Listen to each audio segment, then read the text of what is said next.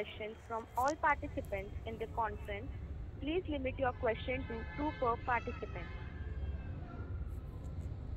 The next question is from the line of Yashodhan Nerurkar from Edelweiss MS. Please go ahead, sir. Yeah, hi. Thank you for taking my question. So I just wanted to understand, if our business is more or less dependent on the banking sector, how exactly they are planning their ATM additions. So considering that the banks are under some stress, does it lead to moderation of our growth? That's one. And is there a pressure in terms of, reworking of the pricing on the BLA side as well as, the cash logistics? So that's first question. The second was about, you were talking about, executions getting delayed.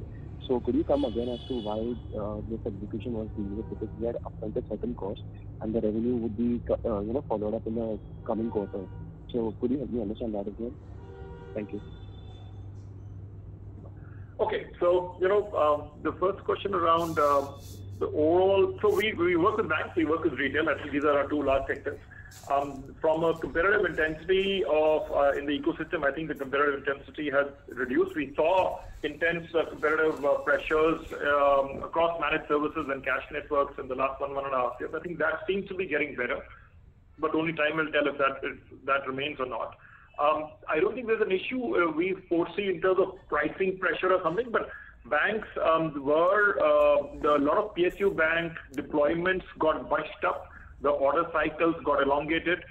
Orders have been placed for about 45,000 ATMs to be deployed.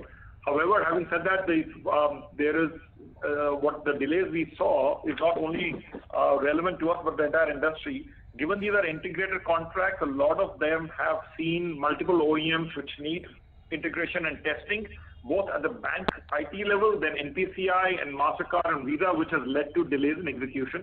And that's why some of the services revenue you would have hoped to have seen in H1 is going to slip to H2. The overall value will not go down in the contract cycle. It's just the timing of that is getting impacted. So we had 1,600 crores of orders won in the last 4 quarters.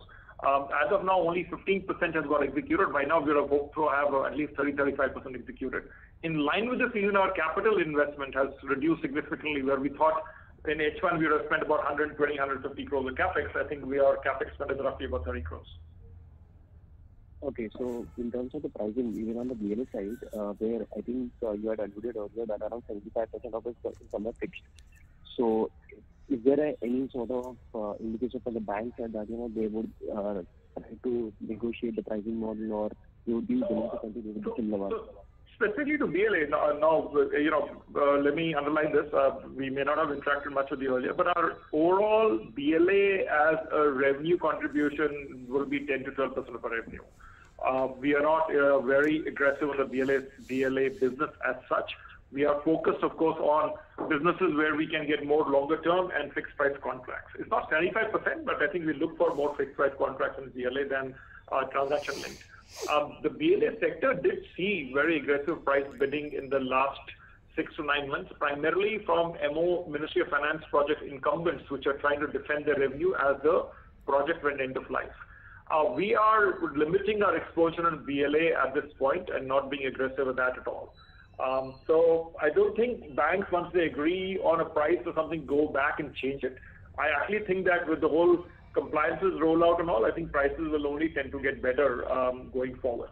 Interchange is an issue because at the 17 rupee interchange, banks are not able to deploy new ATMs.